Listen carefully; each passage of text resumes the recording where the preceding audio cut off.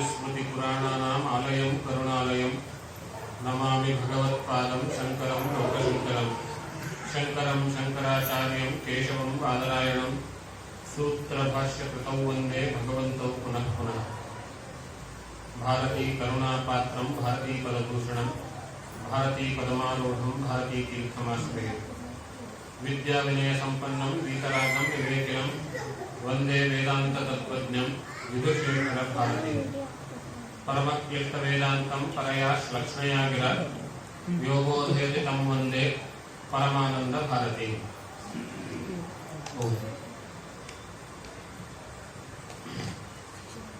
ಶ್ರೀಪಾದ ಶ್ರೀವಲ್ಲಭರ ಪೂರ್ವಾವತಾರಗಳಾದಂತಹ ದತ್ತಾತ್ರೇಯರ ಸನ್ನಿಧಿಯಲ್ಲಿ ಶಂಕರ ಕಿಂಕರರು ಮತ್ತು ಶಂಕರ ಅಷ್ಟೋತ್ತರ ಸಂಘ ವಿದ್ಯಾಪುರ ಕಾಲನಿ ಇವರ ಸಂಯುಕ್ತ ಆಶ್ರಯದಲ್ಲಿ ನಡೆಯುತ್ತಿರುವಂತಹ ಪುರುಷೋತ್ತಮ ಮಾಸ ಮಹಾತ್ಮ್ಯ ಈ ವಿಷಯದ ಮೇಲೆ ತ್ರಿದಿನಾತ್ಮಕವಾಗಿರುವಂತಹ ಪ್ರವಚನದ ಎರಡನೇ ದಿವಸದಲ್ಲಿ ನಾವಿವತ್ತು ಸೇರಿದ್ದೇವೆ.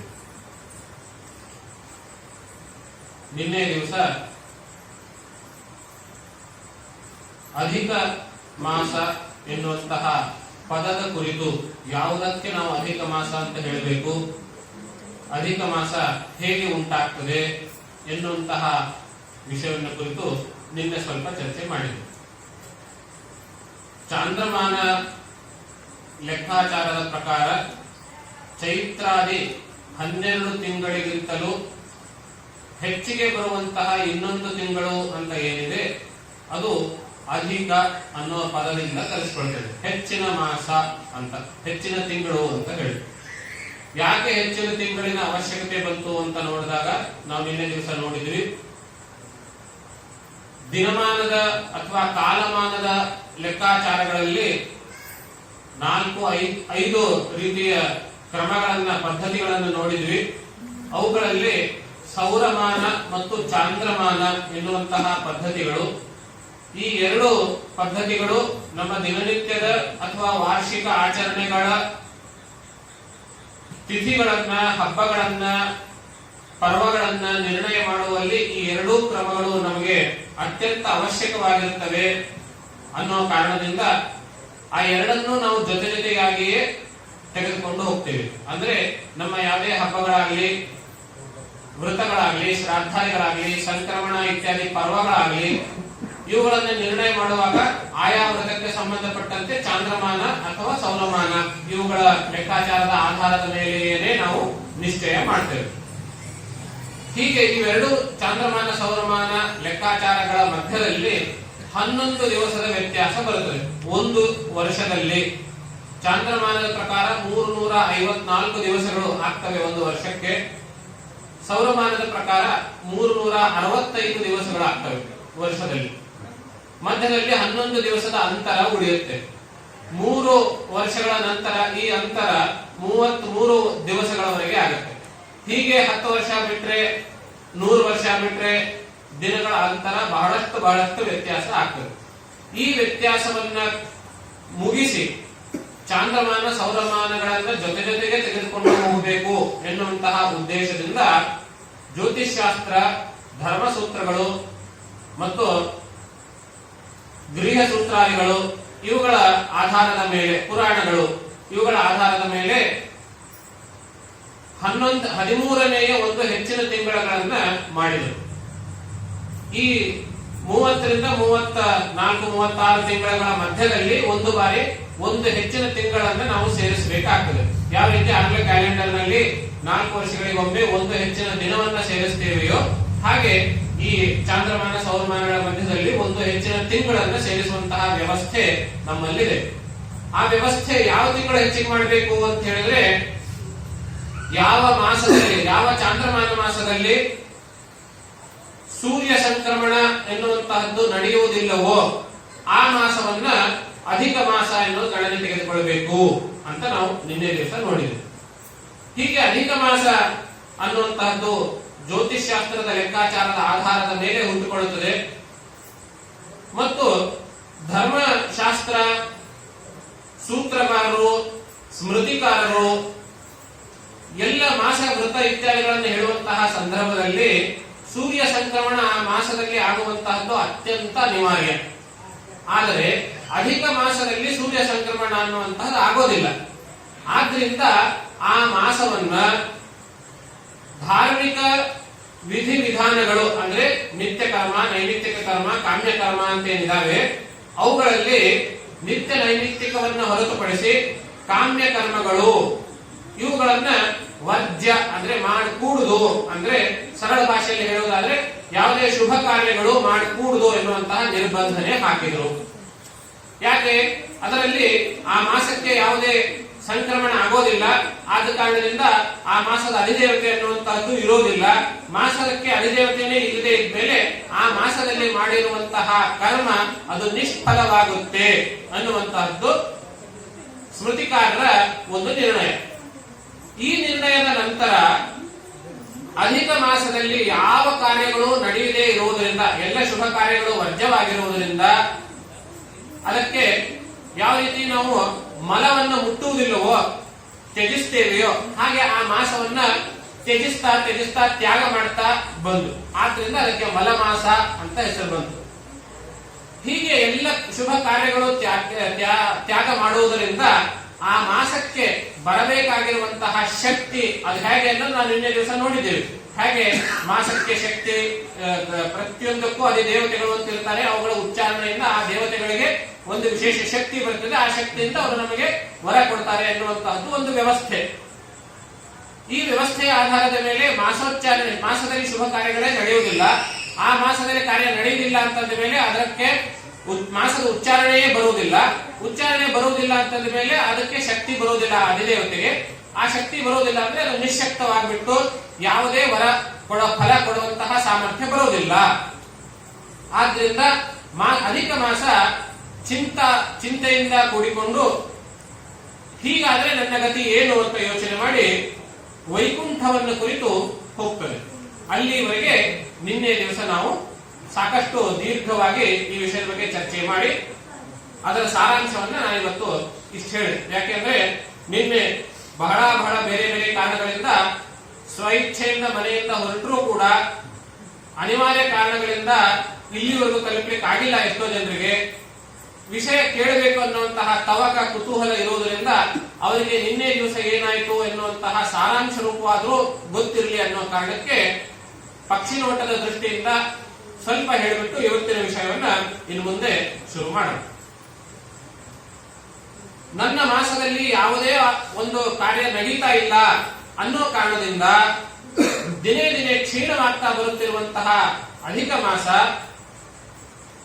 ವಿಷ್ಣುವಿನ ಹತ್ರ ಹೋಗಿ ತನ್ನ ಚಿಂತೆಯನ್ನ ಹೇಳಿಕೊಳ್ಳುತ್ತದೆ. ಹೇಳಿಕೊಂಡಾಗ ಆ ವಿಷ್ಣು ಇದಕ್ಕೆ ನಾನು ಒಂದು ಉಪಾಯವನ್ನು ಮಾಡ್ತೇನೆ, ಪರಿಹಾರವನ್ನು ಮಾಡ್ತೇನೆ ಎನ್ನುವಂತಹ ಅಭಯವನ್ನು ನೀಡುತ್ತದೆ. ಏನದು ಅಂತ ಹೇಳಿದಾಗ, ನಾವು ಸಾಧಾರಣವಾಗಿ ಯಾವುದೇ ಪುರಾಣಗಳನ್ನ, ನಾವೆಲ್ಲರೂ ಪುರಾಣಗಳನ್ನ ಪ್ರತಿಯೊಂದು ಪುರಾಣವನ್ನು ನಾವು ಪುಸ್ತಕಶಃ ಓದಿಲ್ಲ ಅಂದ್ರೂ ಬೇರೆ ಬೇರೆ ಮಾಧ್ಯಮಗಳ ಮುಖಾಂತರ ಪುರಾಣದ ಪ್ರಾಥಮಿಕ ಮತ್ತು ಸ್ವಲ್ಪವಾದ ಮಟ್ಟಿಗೂ ಜ್ಞಾನ ನಮಗೆ ಇರುತ್ತೆ. ರಾಮಾಯಣ, ಮಹಾಭಾರತ, ಪುರಾಣಗಳಲ್ಲಿ ಏನಾಗುತ್ತೆ ಅನ್ನೋ ಸ್ವಲ್ಪ ಜ್ಞಾನ ನಮಗೆ, ನಾವು ಯಾವ ರೀತಿ ಬೇಸಿಕ್ ನಾಲೆಜ್ ಅಂತ ಹೇಳ್ತೀವಿ, ಪ್ರಾಥಮಿಕ ಹಂತದ ಜ್ಞಾನ ಅನ್ನುವಂಥದ್ದು ನಮ್ಮೆಲ್ಲರಿಗೂ ಇರುತ್ತೆ. ಆ ಪ್ರಾಥಮಿಕ ಹಂತದ ಜ್ಞಾನದಲ್ಲಿ ಎಲ್ಲ ಪುರಾಣಗಳಲ್ಲಿ ಏನಾಗ್ತದೆ ಅಂತ ಹೇಳಿದಾಗ, ಎಲ್ಲ ರಾಕ್ಷಸರಾಗ್ಲಿ, ಮನುಷ್ಯರಾಗ್ಲಿ, ದೇವತೆಗಳಾಗ್ಲಿ, ಅವರಿಗೆ ಹಾಗೆ ಯಕ್ಷ, ಗಂಧರ್ವ, ಕಿನ್ನರ, ಕಿಂಪುರುಷ ಇತ್ಯಾದಿಗಳು ಎಲ್ಲರೂ ಕೂಡ ಅವರಿಗೆ ತಮಗೆ ಸಂಕಟ ಬಂದಾಗ ತಮ್ಮ ಸಂಕಟ ನಿವಾರಣೆಗೋಸ್ಕರವಾಗಿ ಭಗವಂತನನ್ನ ಕುರಿತು ಆಶ್ರಯಿಸಿ ಹೋಗುವಂತಹದ್ದು. ಆವಾಗ ಆ ಭಗವಂತನು ಇವರಿಗೆ ಒಂದು ಸಂಕಟದ ಒಂದು ಪರಿಹಾರ ಹೇಳುವಂತಹದ್ದು ಇತ್ಯಾದಿಯನ್ನು ನಾವು ನೋಡ್ತೇವೆ. ರಾಕ್ಷಸರಿಗೆ ಬಂದಾಗ ಅವರು ಪುನಃ ಈ ಬ್ರಹ್ಮ ವಿಷ್ಣು ಮಹೇಶ್ವರರಿಗೆ ಕೇಳೋದು, ದೇವತೆಗಳಿಗೆ ಸಂಕಟ ಬಂದಾಗ ಪುನಃ ಅವರು ಬ್ರಹ್ಮ ವಿಷ್ಣು ಮಹೇಶ್ವರರಿಗೆ ಕೇಳೋದು. ಹಾಗೆ ಯಾರಿಗೆ ಏನು ಸಂಕಟ ಬಂದ್ರು ಅವರು ಪುನಃ ಈ ದೇವತೆಯನ್ನು ಹೋಗಿ ಆಶ್ರಯಿಸುವುದು. ಆಮೇಲೆ ಅವರು ಇವರಿಗೆ ಸಮಾಧಾನವನ್ನು ಮಾಡುವಂತಹದ್ದು. ಇದು ಕೇಳ್ತೇವೆ. ಈ ದೇವ ದಾನವರ ಯುದ್ಧದ ಸಂದರ್ಭದಲ್ಲಿ ನೋಡಿದಾಗ ಎಲ್ಲ ಮುಂಚೆ ದೇವತೆಗಳಿಗೆ ಅನ್ಯಾಯವಾದಾಗ ಅಥವಾ ನಾವು ಸೋಲ್ತಾ ಇದ್ದೀವಿ ಅಂತ ಅನಿಸಿದಾಗ ಅವರು ಮುಂಚೆ ಇಂದ್ರನ ಹತ್ರ ಹೋಗ್ತಿದ್ರು. ತಮ್ಮ ಒಡೆಯ ಇಂದ್ರ ಇವರನ್ನ ಬ್ರಹ್ಮನೋ ವಿಷ್ಣುನೋ ಈಶ್ವರನ ಹತ್ರ ಕರ್ಕೊಂಡು ಹೋಗ್ತಾ ಇದ್ದ. ಅಥವಾ ಇಂದ್ರ ಅವನಿಗಿಂತೂ ನಮ್ಮ ಗುರುಗಳು ಅನ್ನೋ ಕಾರಣದಿಂದ ಬೃಹಸ್ಪತಿ ಹೋಗ್ತಾ ಇದ್ದ. ಬೃಹಸ್ಪತಿ ಅವರನ್ನ ಬ್ರಹ್ಮನ ಹತ್ರ, ವಿಷ್ಣುವಿನ ಹತ್ರ, ಶಿವನ ಹತ್ರ ಕರ್ಕೊಂಡು ಹೋಗುವಂತಹದ್ದು ಇದು ಎಲ್ಲ ಪುರಾಣಗಳಲ್ಲಿ ನಾವು ನೋಡಿರುವಂತಹ ಕೆಲಸ. ಹಾಗೆ ರಾಕ್ಷಸರಿಗೆ ಸಂಕಟ ಬಂದಾಗ ಅವರು ಅವರ ಗುರುಗಳಾಗಿರುವಂತಹ ಶುಕ್ರಾಚಾರ್ಯರ ಹತ್ರ ಹೋಗ್ತಿದ್ರು. ಶುಕ್ರಾಚಾರ್ಯರ ಒಂದು ಉಪದೇಶದ ಮೇಲೆ ಅವರು ಬ್ರಹ್ಮ, ವಿಷ್ಣು, ಮಹೇಶ್ವರನ ಕುರಿತು ತಪಸ್ಸನ್ನ ಮಾಡ್ತಾ ಇದ್ರು. ಆವಾಗ ನಮ್ಮ ಉಪಾಸ್ಯ ದೇವತೆ ಯಾರನ್ನು ಕುರಿತು ತಪಸ್ಸನ್ನು ಮಾಡಿದ್ದಾರೆ ಆ ದೇವತೆ ಪ್ರತ್ಯಕ್ಷವಾಗಿ ಇವರಿಗೆ ಬೇಡಿರುವಂತಹ ವರವನ್ನು ಕೊಟ್ಟು ಸಮಾಧಾನ ಮಾಡಿ ಕಳಿಸುವಂತಹದ್ದು ಇದು ಎಲ್ಲ ಪುರಾಣಗಳಲ್ಲಿ ನಾವು ನೋಡಿರುವಂತಹ ಒಂದು ಸರ್ವೇ ಸಾಧಾರಣ ಪ್ರಕ್ರಿಯೆ. ಇದೇ ಪ್ರಕ್ರಿಯೆ ಆಧಾರದ ಮೇಲೆ ಅಧಿಕ ಮಾಸ ನಾನು ದಿನೇ ದಿನೇ ಕ್ಷೀಣವಾಗ್ತಾ ಇದ್ದೀನಿ ಅಂತ ತಿಳಿದುಕೊಂಡು ಸಾಕ್ಷಾತ್ತಾಗಿ ವೈಕುಂಠ ಲೋಕಕ್ಕೇನೆ ಹೋಗ್ತಾನೆ. ವೈಕುಂಠದಲ್ಲಿ ಯಾರಿರುವಂತಹದ್ದು? ವಿಷ್ಣು ಅಲ್ಲಿ ಇರುವಂತಹದ್ದು, ವೈಕುಂಠಾಧಿಪತಿ. ಆ ವಿಷ್ಣುವಿನ ಹತ್ರ ಹೋಗಿ ಅಧಿಕ ಮಾಸ ತನ್ನ ಚಿಂತೆಯನ್ನ, ತನ್ನ ಕಷ್ಟವನ್ನ, ನೋವನ್ನ ಹೇಳಿಕೊಳ್ತಾನೆ. ಏನ್ ಹೇಳ್ತಾನೆ? ಅಧಿಮಾಸ ಉವಾಚ ಪಾಹಿ ಪಾಹಿ ಜಗದ್ಧಾತಃ ಪಾಹಿ ವಿಷ್ಣು ಜಗತ್ಪತೆ ಉಪೇಕ್ಷಸೆ ಕಥಂ ನಾಥ ಶರಣಂ ಮಾಂ ಉಪಾಗತಂ. ಹೇ ಭಗವಂತ, ನೀನ್ ಎಲ್ರಿಗೂ ಕಲ್ಯಾಣವನ್ನು ಉಂಟು ಮಾಡುವನು ಅಂತ ನಿನ್ನ ಪ್ರಸಿದ್ಧಿ ಇದೆ. ಆದ್ರೆ ನನಗ್ಯಾಕೆ ನೀನು ಉಪೇಕ್ಷೆ ಮಾಡಿದೀಯಾ? ನನ್ನನ್ನು ನೀನೇ ರಕ್ಷಣೆ ಮಾಡಬೇಕು, ಪಾಹಿ ಪಾಹಿ ಅಂತ ಕೇಳುದು. ಏನು ಉಪೇಕ್ಷೆ ಮಾಡಿದ್ದು? ಎಲ್ಲ ಮಾಸ, ನಕ್ಷತ್ರ, ಮತ್ತೆ ತಿಥಿ, ವಾರ, ಋತು, ಅಯನ, ವರ್ಷ, ಕ್ಷಣ, ಲವ ಎಲ್ಲ ಕಾಲದ ಒಂದು ಏನು ಘಟಕಗಳು ಅಂತ ಇದಾವೆ, ಆ ಎಲ್ಲ ಘಟಕಗಳಿಗೂ ಒಂದೊಂದು ಅಧಿದೇವತೆ ಅಂತ ನೀನು ಮಾಡಿದ್ದೀಯಾ. ನನಗೆ ಯಾಕೆ ಯಾರು ಅಧಿದೇವತೆ ಇಲ್ವಲ್ಲ? ಹೀಗೆ ನೀನು ಉಪೇಕ್ಷೆ ಮಾಡಿದ್ ಸರಿಯೋ?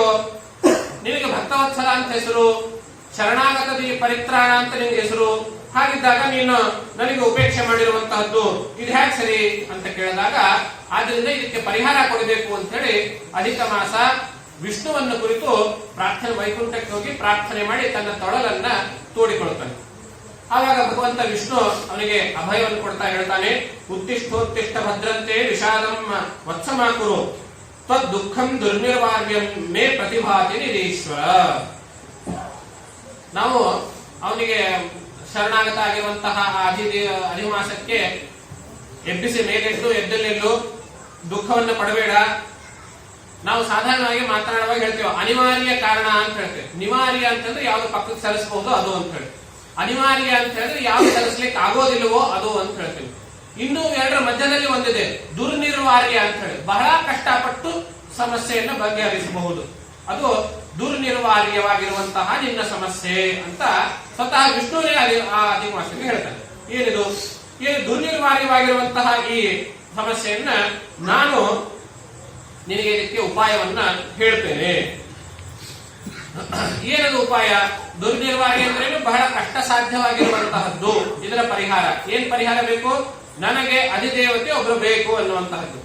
ಇವಾಗ ಸಾಕ್ಷಾತ್ ವಿಷ್ಣುವೇ ಕೂಡ ನನಗೆ ಅಧಿದೇವತೆ ಬೇಕು ಅಂತ ಕೇಳಿದಾಗ ಅದು ಅಷ್ಟೊಂದು ಸರಳವಲ್ಲ, ಕಷ್ಟ ಸಾಧ್ಯ ಅಂತ ಹೇಳಿದ್ನಲ್ಲ, ಹೇಗಿದು ಅನ್ನುವಂತಹದ್ದು ಪ್ರಶ್ನೆ ನಮ್ಮ ಮನಸ್ಸಿಗೆ ಬರಬಹುದು. ಬೇರೆಯವರು ಯಾರಾದ್ರೂ ಹೇಳಿದ್ರೆ ಕಷ್ಟ ಸಾಧ್ಯ ಅಂತ ಹೇಳಿದ್ರೆ ಅವ್ರ ಯೋಗ್ಯತೆ ಅಷ್ಟು, ಅವ್ರ ಸಾಮರ್ಥ್ಯ ಅಷ್ಟು ಅಂತೆಲ್ಲ ನಾವು ಮಾತಾಡಬಹುದು. ವಿಷ್ಣುವಿನ ಬಗ್ಗೆ ಹೀಗೆ ಮಾತಾಡಬಹುದೇ ಅನ್ನುವಂತಹ ಸಮಸ್ಯೆ ಬರುತ್ತೆ ಮನಸ್ಸಿನಲ್ಲಿ. ಪರಿಹಾರ ಏನು? ಸರಳವಾಗಿ ಸ್ವಲ್ಪ ನಾವು ಸೂಕ್ಷ್ಮವಾಗಿ ಪುರಾಣಗಳನ್ನ ಅಥವಾ ಸಿದ್ಧಾಂತಗಳನ್ನ ಗಮನಿಸಿದಾಗ, ಪುರಾಣ ಹೇಳುವಂತಹ ಉಪದೇಶವನ್ನು ಗಮನಿಸಿದಾಗ ಗೊತ್ತಾಗ್ತದೆ. ವಿಷ್ಣುವಿನ ಜವಾಬ್ದಾರಿ ಏನು? ಯಾವ ಉದ್ದೇಶದಿಂದ ವಿಷ್ಣುವಿನ ರೂಪ ಪ್ರಕಟಗೊಂಡಿತು ಅಂತ ನೋಡಿದಾಗ, ಸೃಷ್ಟಿಯ ಜವಾಬ್ದಾರಿ ಬ್ರಹ್ಮನ ಮೇಲಾದ್ರೆ ರಕ್ಷಣೆಯ ಭಾರ ವಿಷ್ಣುದು ಅಂತ ಹೇಳ್ತೇವೆ. ಹಾಗೇನೆ ಸಂಹಾರ ಮಾಡುವ ಭಾರ ಈಶ್ವರನದ್ದು ಅಂತ ನಾವು ಎಲ್ರಿಗೂ ಗೊತ್ತು. ವಿಷ್ಣುವಿನ ಭಾರ ಅಥವಾ ವಿಷ್ಣುವಿನ ಜವಾಬ್ದಾರಿ ಅಥವಾ ವಿಷ್ಣುವಿನ ಕಾರ್ಯಕ್ಷೇತ್ರ ಅಂತ ನಾವೇನು ಹೇಳ್ತೀವಿ, ಅದು ರಕ್ಷಣೆ ಮಾಡೋದು ಹೊರತು ಹೊಸದಾಗಿ ಇನ್ನೊಂದು ಸೃಷ್ಟಿ ಮಾಡೋದು ಅವನಿಂದ ಅಲ್ಲ. ಇಲ್ಲಿ ಅಧಿಕ ಮಾಸ ಕೇಳಿರುವಂತಹ ಪ್ರಶ್ನೆ ಏನು? ನನಗೆ ಅಧಿದೇವತೆ ಬೇಕು ಅಂತ. ಹೀಗಿರೋ ಎಲ್ರಿಗೂ ಅವರವರ ವಿಷಯದಲ್ಲಿದ್ದಾರೆ. ನೀನು ಇದಕ್ಕೆ ಅಧಿದೇವತೆ ಆಗುವಂತ ಹೊಸದಾಗಿ ಸೃಷ್ಟಿ ಮಾಡಿ ಕೊಡಬೇಕಾಗಿರುವಂತಹದ್ದು ವಿಷ್ಣುವಿನ ಜವಾಬ್ದಾರಿ ಅಲ್ಲ. ಆದ್ರಿಂದ ಅವನೇನು ಹೇಳ್ತಾನೆ?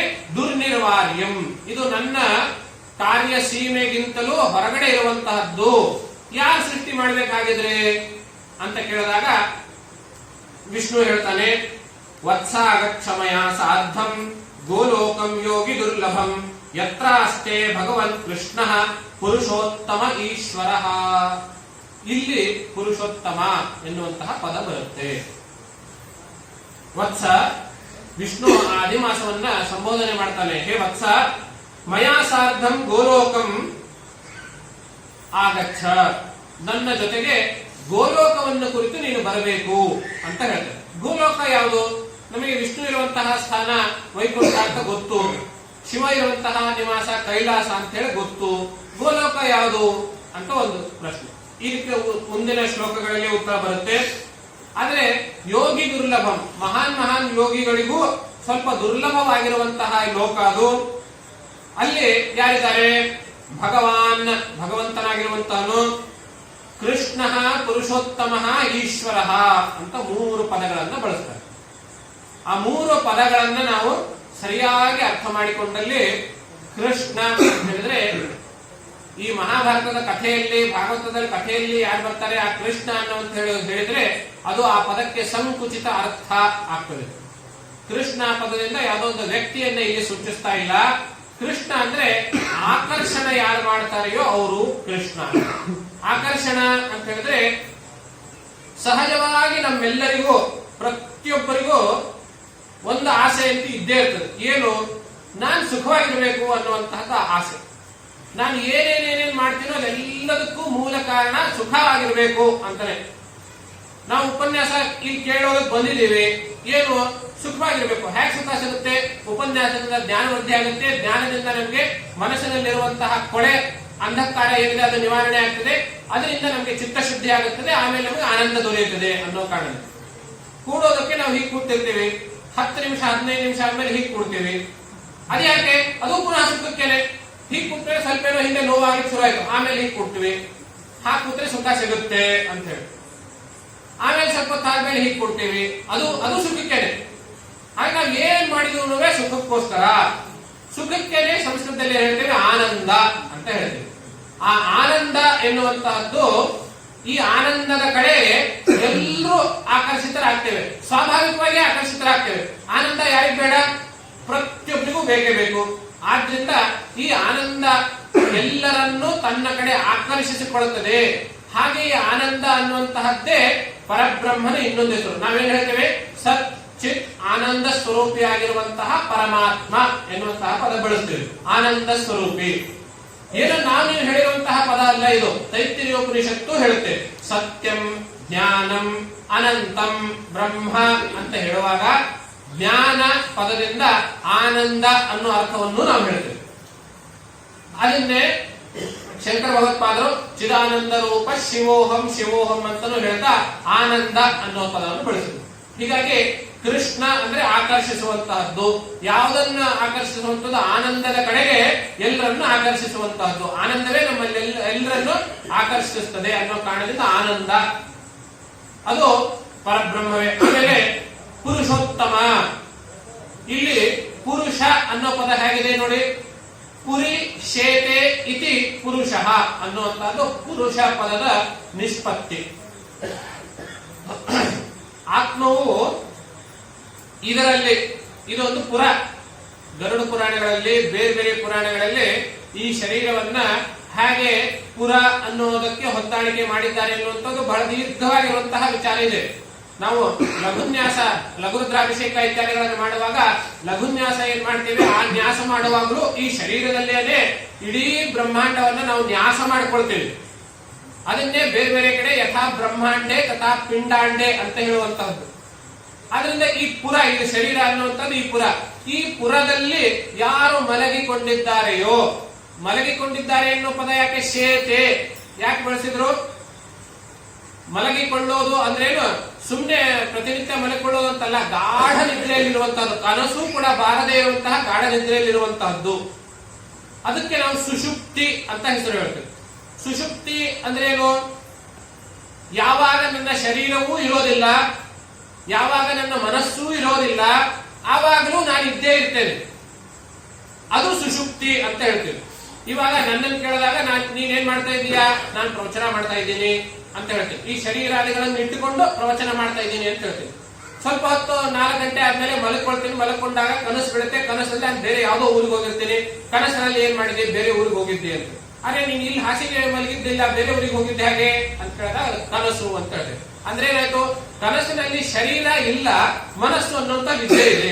ಆ ಮನಸ್ಸು ಬೇರೆ ಎಲ್ಲಿಗೂ ಹೋಗಿರುತ್ತೆ, ಮನಸ್ಸಿನಿಂದಲೇ ಕನಸು ಅನ್ನುವಂತ ಸೃಷ್ಟಿಯಾಗಿರುತ್ತೆ. ಆದ್ರಿಂದ ಕನಸಿನಲ್ಲಿ ಶರೀರ ಇಲ್ಲ, ಮನಸ್ಸು ಮಾತ್ರ ಇದೆ ಅಂತ. ಆಮೇಲೆ ಕನಸೆಲ್ಲ ಮುಗಿದ್ಮೇಲೆ ಶ್ರಮ ಇತ್ಯಾದಿಗಳ ಹೆಚ್ಚಿಗೆ ಆದಾಗ ತೀರಾ ಗಾಢ ನಿದ್ರೆ ಒಳಗೆ ಹೋಗ್ತೇನೆ. ಅಲ್ಲಿ ಏನಿದೆ, ಮನಸ್ಸಿದೆಯೋ?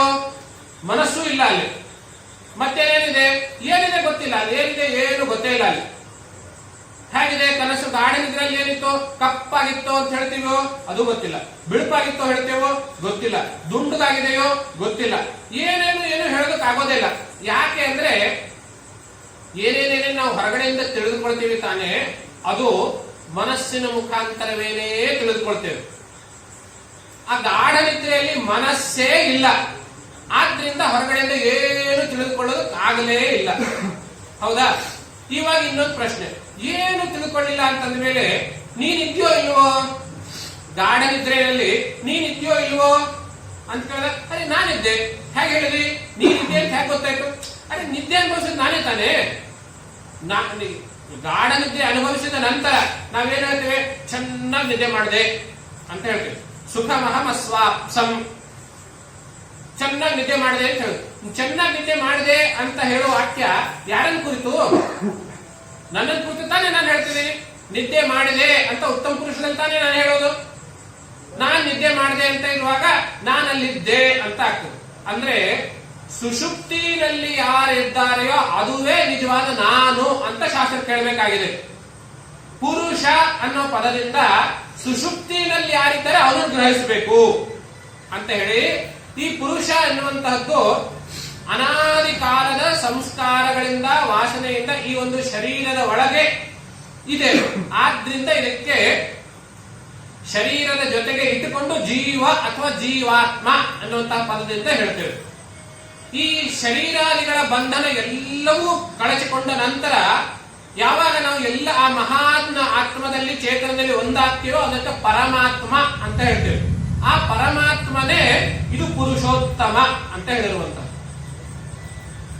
ಪುರುಷೋತ್ತಮ ಅಂತ ಹೇಳಿದ್ರೆ ನಾವು ಸಾಧಾರಣವಾಗಿ ಭಗವಂತ, ದೇವರು ಅಂತ ಯಾರನ್ನ ಸರಳ ಭಾಷೆಯಲ್ಲಿ ಹೇಳಿದೇವೆಯೋ, ಯಾವುದನ್ನು ಉಪನಿಷತ್ತು ಅಥವಾ ಸ್ವಲ್ಪ ಗೊತ್ತಿದ್ದವರು ಪುರಾಣಗಳಲ್ಲಿ ಪರಮಾತ್ಮ ಅಂತ ಹೇಳ್ತೇವೆಯೋ, ಇನ್ನೂ ಸ್ವಲ್ಪ ಮೇಲ್ಗಡೆ ಆಗಿ ಉಪನಿಷತ್ತು ಯಾವುದನ್ನು ಕುರಿತು ಪರಬ್ರಹ್ಮ ವಸ್ತು ಅಂತ ಹೇಳುತ್ತೇಯೋ, ಗಮನಿಸಿ ಪದ ಹೇಗಿದೆ, ಪರಬ್ರಹ್ಮ ವಸ್ತು ಅಂತ ಹೇಳ್ತಾ ಇದೆ. ಅದನ್ನೇ ಇಲ್ಲಿ ಈ ಬೃಹನ್ನಾರದೀಯ ಪುರಾಣದ ಮೊದಲನೇ ಭಾಗದಲ್ಲಿ ಮೊದಲನೇ ಪಾದದಲ್ಲಿ ಪುರುಷೋತ್ತಮ, ಈ ಪುರುಷೋತ್ತಮ ಮಹಾತ್ಮೆಯಲ್ಲಿ ಪುರುಷೋತ್ತಮ ಅನ್ನುವಂತಹ ಪದದಿಂದ ಸಂಬೋಧನೆ ಮಾಡಿದೆ. ಮತ್ತು ಇನ್ನೊಂದು ಪದ ಏನು? ಈಶ್ವರ. ಇವನು ನಮ್ಮನ್ನೆಲ್ಲವನ್ನು ಆಳ್ತಾ ಇದ್ದಾನೆ. ಹೇಗೆ ಆಳ್ತಾ ಇದ್ದಾನೆ? ನಮಗೆ ಎಲ್ಲ ಕರ್ಮಕ್ಕೆ ಬೇಕಾಗಿರುವಂತಹ ಎಲ್ಲ ಸವಲತ್ತುಗಳನ್ನು ಕೊಟ್ಟು, ಕರ್ಮವನ್ನು ಅನುಭವಿಸುವುದಕ್ಕೆ ಸುಖ ಶರೀರವನ್ನು ಕೊಟ್ಟು, ಇವನು ಸಾಕಷ್ಟು ಪುಣ್ಯ ಮಾಡಿದ್ದಾನೆ. ಇವನಿಗೋಸ್ಕರ ಸ್ವರ್ಗವನ್ನು ಸೃಷ್ಟಿ ಮಾಡಬೇಕು, ನಮಗೋಸ್ಕರ ಸ್ವರ್ಗವನ್ನು ಸೃಷ್ಟಿ ಮಾಡಿದೆ. ಇವನು ಬಹಳಷ್ಟು ಪಾಪ ಮಾಡಿದ್ದಾನೆ, ಇವನಿಗೋಸ್ಕರ ನರಕ ಸೃಷ್ಟಿ ಮಾಡಬೇಕು, ನಮಗೋಸ್ಕರ ನರಕವನ್ನು ಸೃಷ್ಟಿ ಮಾಡಿ, ಇವನಿಗೆ ಕರ್ಮಗಳನ್ನು ಮಾಡೋದಕ್ಕೆ ಈ ಭೂಮಿಯನ್ನ, ಮನಸ್ಸನ್ನ, ಇಂದ್ರಿಯಗಳನ್ನ ಇತ್ಯಾದಿಗಳನ್ನು, ಹೊರಗಡೆ ವಿಷಯಗಳನ್ನ ಎಲ್ಲವನ್ನ ಸೃಷ್ಟಿ ಮಾಡಿಕೊಟ್ಟಿರುವಂತವನು ಪರಮಾತ್ಮ. ಆದ್ರಿಂದ ನಮ್ಮನ್ನೆಲ್ಲವನ್ನು ಇವನು ಆಳ್ತಾ ಇದ್ದಾನೆ ಅಂತ ಹೇಳಿ ಇವನ ಬಗ್ಗೆ ವರ್ಣನೆ ಹೇಗೆ ಮಾಡುತ್ತೆ? ಮುಂಚೆ ರೂಪಗಳನ್ನ ಇಟ್ಟುಕೊಂಡು ಸಾಕಷ್ಟು ವರ್ಣನೆ ಮಾಡ್ತೇವೆ. ಆಮೇಲೆ ಸ್ವರೂಪವನ್ನು ಕುರಿತು ಪದವನ್ನು ಹೇಳ್ತೇವೆ. ರೂಪ ಮತ್ತು ಸ್ವರೂಪ ಎನ್ನುವಂತಹ ಪದವನ್ನು ಕುರಿತು ನಾವಿಲ್ಲಿ ಸ್ಪಷ್ಟವಾಗಿ ತಿಳಿದುಕೊಳ್ಬೇಕು. ಬಹಳ ಏನು ದೊಡ್ಡದಿಲ್ಲ ವಿಷಯ. ಏನು? 2 ಉದಾಹರಣೆ ಕೊಟ್ಬಿಟ್ರೆ ಸ್ಪಷ್ಟವಾಗಿ ಗೊತ್ತಾಗುತ್ತೆ. ನೀರು, ಮಂಜುಗಡ್ಡೆ, ಐಸ್, ಮತ್ತೆ ಆವಿ, ಹಬೆ ಅಂತ ಹೇಳ್ತೀವಿ, ಅದು. ಈ ಎಲ್ಲವುಗಳು ರೂಪಗಳು. ಯಾವುದರ ರೂಪಗಳು? ಇದೆಲ್ಲವೂ H2O ಎನ್ನುವಂತಹದ್ದರ ಈ ರೂಪಗಳು. ಇವು 3. ನೀರಿನಲ್ಲಿ H2O ಬಿಟ್ಟರೆ ಬೇರೆ ಏನಿಲ್ಲ. ಮಂಜುಗಡ್ಡೆನಲ್ಲಿ H2O ಬಿಟ್ಟರೆ ಬೇರೆ ಏನಿಲ್ಲ. ಹಾಗೇನೆ ಆವಿಯಲ್ಲಿಯೂ ಕೂಡ H2O ಬಿಟ್ಟರೆ ಬೇರೆ ಏನಿಲ್ಲ. ಅಂದ್ರೆ ರೂಪ ಬದಲಾವಣೆ ಆದ್ರೂ ಸ್ವರೂಪ ಅದರ ಒಳಗಡೆ ಇರುವಂತಹದ್ದು ಸ್ವರೂಪ ಅನ್ನುವಂತಹದ್ದು ಯಾವುದು ಬದಲಾವಣೆ ಆಗಿಲ್ಲ, ಅದು ಹಾಗೆಯೇ ಇರುತ್ತೆ. ಇನ್ನೊಂದು ಉದಾಹರಣೆ, ಒಂದೇ ಹಿಟ್ಟಿನಿಂದ ಬೇರೆ ಬೇರೆ ಪದಾರ್ಥಗಳನ್ನು ನಾವು ತಯಾರು ಮಾಡ್ತೇವೆ. ಗೋಧಿ ಹಿಟ್ಟನ್ನು ಇಟ್ಕೊಂಡ್ಬಿಟ್ಟು ಹೀಗೆ ಲಟ್ಟಿಸ್ಬಿಟ್ಟು ಹಂಚಿನ ಮೇಲೆ ಬೇಯಿಸಿದ್ರೆ ಅದಕ್ಕೆ ಚಪಾತಿ ಅಂತ ಹೇಳ್ತೇವೆ. ಸ್ವಲ್ಪ ಪುಟ್ಟದಾಗಿ ಲಟ್ಟಿಸ್ಬಿಟ್ಟು ಎಣ್ಣೆನಲ್ಲಿ ಕರಗಿ ತೆಗೆದ್ರೆ ಅದಕ್ಕೆ ಪೂರಿ ಅಂತ ಹೇಳ್ತೇವೆ. ಇನ್ನೊಂದೇನೇನೋ ಬೇರೆ ಬೇರೆ ಆಕೃತಿ ಮಾಡಿದಾಗ ಅದಕ್ಕಿರುವಂತಹ ಆಕಾರ, ಮಾಡಿರೋ ವಿಧಾನ, ಇದೆಲ್ಲವನ್ನು ಇಟ್ಕೊಂಡ್ಬಿಟ್ಟು ಬೇರೆ ಬೇರೆ ಹೆಸರುಗಳಿಂದ ಹೇಳ್ತೇವೆ. ಅವೆಲ್ಲವೂ ರೂಪಗಳು. ಸ್ವರೂಪ ಏನು? ಗೋಧಿ ಹಿಟ್ಟು ಅಷ್ಟೇ ತಾನೆ. ಅದೊಂದ್ರಿಂದಲೇ ಬೇರೆ ಬೇರೆ ಮಾಡ್ಕೊಂಡು ಹೋಗ್ತೇವೆ. ಅಂದ್ರೆ ಏನು? ಯಾವುದು ಬದಲಾವಣೆ ಆಗ್ತಾ ಇರ್ತದೆಯೋ ಅದು ರೂಪ ಅಂತ ಕರೆಸ್ಕೊಳ್ತದೆ. ನಾನು ಪುಟ್ಟ ಮಗು ಇದ್ದಾಗ ಇಷ್ಟಿದ್ದೆ, ಅವಾಗ ನನಗೆ ಶಿಶು ಅಂತ ಕರೆದ್ರು. ಆಮೇಲೆ ಸ್ವಲ್ಪ ದೊಡ್ಡವನು ಆಟ ಆಡ್ಕೊಂಡಿರುವಾಗ ಬಾಲಕ ಅಂತ ಕರೆದ್ರು. ಆಮೇಲೆ ಸ್ವಲ್ಪ ಯುವಕ ಆದಾಗ ಯುವಕ ಅಂತ ಹೇಳಿದ್ರು. ಆಮೇಲೆ ಮುದುಕ ಅಂತ ಹೇಳಿದ್ರು. ಈ ಬಾಲಕ, ಯುವಕ, ಮುದುಕ ಇವೆಲ್ಲವೂ ಬದಲಾವಣೆ ಆಗ್ತಾ ಇದೆ. ಆದ್ರೆ ಗಂಡಸು ಅನ್ನೋದು ಬದಲಾವಣೆ ಆಗಿಲ್ಲ, ಹಾಗೇನೆ ಹೆಂಗಸು ಅನ್ನೋದು ಬದಲಾವಣೆ ಆಗಿಲ್ಲ. ಯಾವುದು ಬದಲಾವಣೆ ಆಗ್ತಾ ಇರ್ತದೆ ಅದು ರೂಪ ಅಂತ ಕರೆಸ್ಕೊಳ್ತದೆ. ಯಾವುದು ಯಾವತ್ತಿಗೂ ಬದಲಾವಣೆ ಆಗೋದಿಲ್ಲ ಅದು ಸ್ವರೂಪ ಅಂತ ಕರೆಸ್ಕೊಳ್ತದೆ. ಭಗವಂತನನ್ನ ನಾವು ರೂಪಗಳಿಂದಲೂ ನೋಡ್ತೇವೆ, ಸ್ವರೂಪದ ದೃಷ್ಟಿಯಿಂದಲೂ ನೋಡ್ತೇವೆ. ಅದೇ ಹಾಗೆ ಒಂದೇ ಭಗವಂತನನ್ನ ರೂಪ ದೃಷ್ಟಿಯಿಂದ ಸ್ವರೂಪ ದೃಷ್ಟಿಯಿಂದ ಹೇಗೆ ನೋಡೋದಕ್ಕೆ ಸಾಧ್ಯ? ಪ್ರಶ್ನೆ ಕೇಳಿದ್ರೆ ಉದಾಹರಣೆ ಇದೆ. ಏನು? ನಮ್ಮ ಅನುಭವದಲ್ಲೇ ಇದೆ. ಬಂಗಾರವನ್ನ ನಾವುಗಳು ರೂಪದ ದೃಷ್ಟಿಯಿಂದ ನೋಡ್ತೇವೆ, ಅಕ್ಸಾಲಿಗ ಸ್ವರೂಪದ ದೃಷ್ಟಿಯಿಂದ ನೋಡ್ತಾನೆ. ಹೇಗೆ? ನಾವೇನ್ ಹೇಳ್ತೇವೆ? 4 ಉಂಗ್ರ, 2 ಚೈನು, 1 ಡಾಬು, ಇನ್ನೊಂದೇನೋ ಕೈಗೆ ಹಾಕೋದ್ ಬಳೆ, ಅದೆಲ್ಲ ಹೇಳ್ತೇವೆ. 4, 8, 6 ಹೀಗೆಲ್ಲ ಹೇಳ್ತೇವೆ. ಇಷ್ಟೆಲ್ಲ ಅಂಗಡಿಯವನು ಏನ್ ಮಾಡ್ತಾನೆ? ಅದೆಲ್ಲವನ್ನು ತೆಗೆದ್ಬಿಟ್ಟು ಒಂದು ತಟ್ಟೆನಲ್ಲಿ ಹಾಕ್ಬಿಡ್ತಾನೆ. ಅವನು 4, 6, 8 ಅವೆಲ್ಲ ನೋಡೋದಿಲ್ಲ. ಅವನ ಪಾಲಿಗೆ ಏನು? ಒಂದೇ ಒಂದು ಚಿನ್ನ. ಅವನ ದೃಷ್ಟಿನಲ್ಲಿ ಒಂದೇ ಬಂಗಾರ. ಅಂದ್ರೆ ಅದೇ ವಸ್ತುವನ್ನ, ಎದುರುಗಡೆ ಇರೋ ವಸ್ತುವನ್ನೇ ನಾವುಗಳು ರೂಪವನ್ನ ನೋಡಿಬಿಟ್ಟು ಬಳೆ, ಉಂಗ್ರ, ಚೈನು, ಡಾಬು ಏನೇನೇನೋ ಹೇಳ್ಕೊಂಡು ಹೋಗ್ತಾ ಇದ್ದೀವಿ. ಅಂಗಡಿಯವನು ಅದೇ ವಸ್ತುಗಳನ್ನು ನೋಡ್ಬಿಟ್ಟು ಎಲ್ಲವನ್ನ ಪಕ್ಕಕ್ಕೆ ಸರಿಸಿ ಬರೇ ಬಂಗಾರ ಅಂತ ಹೇಳ್ತಾ ಇದ್ದಾರೆ. ಅಂದ್ರೆ ನಾವು ನೋಡ್ತಾ ಇರೋ ರೂಪ ದೃಷ್ಟಿ, ಅಂಗಡಿಯವರ ಅಕ್ಷಾಂಗ ನೋಡ್ತಾ ಇರೋ ಸ್ವರೂಪ ದೃಷ್ಟಿ. ಹಾಗೇನೆ ನಾವು ಭಗವಂತನನ್ನು ಎಷ್ಟೊಂದು ಬಾರಿ ರೂಪದ ದೃಷ್ಟಿಯಿಂದಲೂ ನೋಡ್ತೇವೆ, ಸ್ವರೂಪದ ದೃಷ್ಟಿಯಿಂದಲೂ ನೋಡ್ತೇವೆ. ಇವಾಗ ರೂಪದ ದೃಷ್ಟಿ ನಾವು ವ್ಯವಹಾರ ಮಾಡೋದಕ್ಕೆ ಇತ್ಯಾದಿಗೂ ಬೇಕು. ಸ್ವರೂಪ ದೃಷ್ಟಿ ಇವೆರಡರಲ್ಲಿ ನೋಡಿದಾಗ ಬೆಲೆ ಯಾವುದಕ್ಕೆ? ಒಂದು ಉಂಗುರಕ್ಕೆ ಅಂತ ಬೆಲೆ ಇರುತ್ತೋ ಅಥವಾ ಬಂಗಾರಕ್ಕೆ ಅಂತ ಬೆಲೆ ಇರುತ್ತೋ? ಬಂಗಾರಕ್ಕೆ ಅಂತ ತಾನೇ ಬೆಲೆ ಇರೋದು, ಉಂಗುರಕ್ಕೆ ಅಂತ ಬೆಲೆ ಇರೋದಿಲ್ಲ. ಇಷ್ಟು ಬಂಗಾರದಲ್ಲಿ 8 ಉಂಗುರ ಮಾಡಿದ್ರು ಅಷ್ಟೇ ಬೆಲೆ, ಒಂದೇ ಉಂಗುರ ಮಾಡಿದ್ರು ಅಷ್ಟೇ ಬೆಲೆ.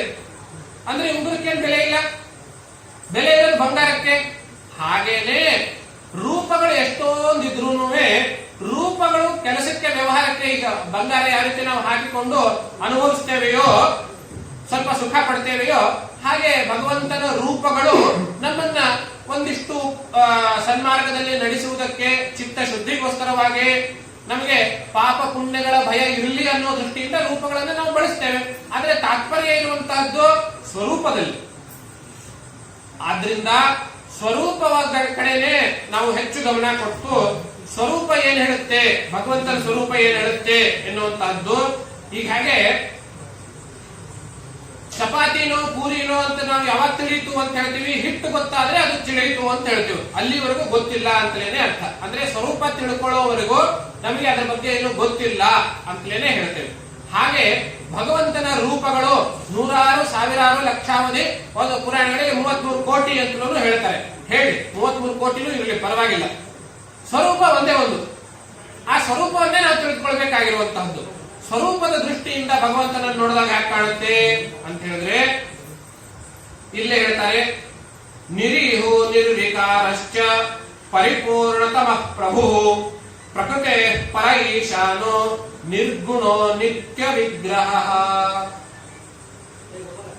ಸ್ವರೂಪದಲ್ಲಿ ಮುಂಚೆ ರೂಪಗಳ ಮುಖಾಂತರ ರೂಪ ದೃಷ್ಟಿಯಿಂದ ಸಾಕಷ್ಟು ವರ್ಣನೆ ಮಾಡಿ, ಆಮೇಲೆ ಸ್ವರೂಪದ ದೃಷ್ಟಿಯಿಂದ ಹೀಗೆ ಹೇಳ್ತಾರೆ, ನಿರೀಹ ನಿರ್ವಿಕಾರ ನಿರ್ಗುಣ ನಿತ್ಯ ವಿಗ್ರಹ ಅಂತ ಹೇಳಿ. ಅವನಿಗೆ ಯಾವ ವಿಕಾರಗಳು ಇಲ್ಲ. ಯಾರ ಬಗ್ಗೆ ಹೇಳ್ತಾ ಇದ್ದಾರೆ ಈ ಮಾತು, ಈ ಶ್ಲೋಕ? ಗೋಲೋಕದಲ್ಲಿರುವಂತಹ ಪುರುಷೋತ್ತಮನ ಬಗ್ಗೆ ಹೇಳ್ತಾ ಇದ್ದಾರೆ. ಇವಾಗ ಪುರುಷೋತ್ತಮನ ಬಗ್ಗೆ ಹೇಳುವಂತಹ ಮಾತೇನು? ಅವನಿಗೆ ವಿಕಾರ ಇಲ್ಲ ಅಂತಂದ್ರೆ ಏನು? ಅವನು ಶಂಖ ಚಕ್ರ ಹಿಡ್ಕೊಂಡಿದ್ದಾನೆ, ಅದು ಹಿಡ್ಕೊಂಡಿದ್ದಾನೆ, ಆದ್ರೆ ಅದೇ ಅವನಲ್ಲ. ಅವನು ತ್ರಿಶೂಲ ಹಿಡ್ಕೊಂಡು ಜಟೆ ಕಟ್ಕೊಂಡಿದ್ದಾನೆ ಇದ್ದಾನೆ, ಆದ್ರೆ ಅದೇ ಅವನಲ್ಲ. ಅವ್ನು 4 ಮುಖ ಇಟ್ಕೊಂಡು ಇಷ್ಟು ಉದ್ದ ಗಡ್ಡ ಇಟ್ಕೊಂಡ್ಬಿಟ್ಟು ಯಾವಾಗ್ಲೂ ಓದ್ತಾ ಇರ್ತಾನೆ ಇದ್ದಾನೆ, ಆದ್ರೆ ಅದೇ ಅವನಲ್ಲ.